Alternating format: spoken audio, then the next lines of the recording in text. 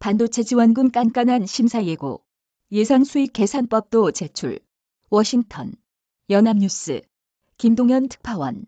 미국 정부가 반도체법 지원금을 신청하고자 하는 기업이 예상 현금 흐름 등 수익성 지표를 단순히 숫자가 아니라 산출 방식을 검증할 수 있는 엑셀 파일 형태로 제출하도록 했다. 미국 상무부는 27일 이 같은 내용을 담은 반도체 생산시설 투자 보조금 신청 절차를 안내했다.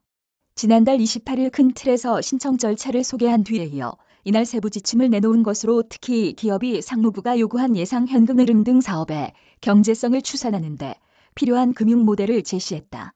앞서 상무부는 기업이 보조금을 받고자 하는 생산시설의 예상 현금 흐름과 이익 등 대차 대조표를 제출해야 한다고 안내했다. 이는 적정 지원 규모를 판단하는 데 참고할 뿐 아니라 기업이 예상보다 큰 이익을 남길 경우 일정 부분을 국고로 환수하기 위해서다. 상무부는 재정 상태는 반도체법 프로그램 심사의 매우 중요한 부분으로 사업성, 재무구조, 경제성, 위험을 평가하고 잠재적 지원금의 규모와 유형, 조건을 검토하는 데 사용된다고 설명했다.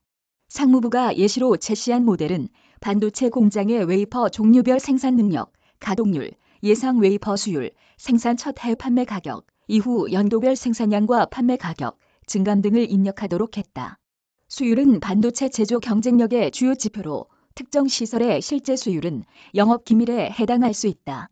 비용 부분에서는 반도체를 생산하는 데 사용되는 소재, 소모품, 화학품과 공장 운영에 필요한 인건비와 공공요금, 연구개발 비용 등을 입력 항목으로 제시했다.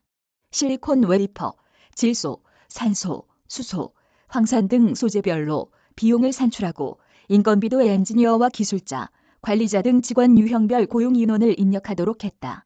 이 모든 것을 엑셀 파일로 제출하도록 했는데 상무부는 엑셀 공식을 따라 할 수 있도록 파일에 남기라고 지시했다. 기업의 산출 방식을 상무부가 검증하기 위한 조치로 해석된다. 상무부는 이런 수익성을 시나리오별로 추산하라고 안내했다. 또 기업이 지역 정부 등 다른 곳에서 받는 지원금과 대출 등을 상세히 기재하도록 했다. 신청서는 첨단 반도체 공장을 건설하고자 하는 기업은 3월 31일부터 나머지 반도체 공장과 패키징 등 후공정 시설은 6월 26일부터 받는다. 반도체법을 통해 미국의 양질의 일자리를 창출하겠다고 공언해온 상무부는 97장짜리 노동력 개발 계획 지침도 내놓았다. 다른 안내보다 훨씬 방대하다.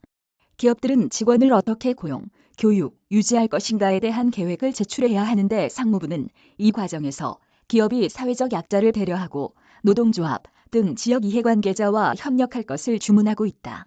앞서 안내한 보육 서비스 제공 조건에 대해서도 상무부가 기업에 기대하는 바를 더 상세히 설명했다.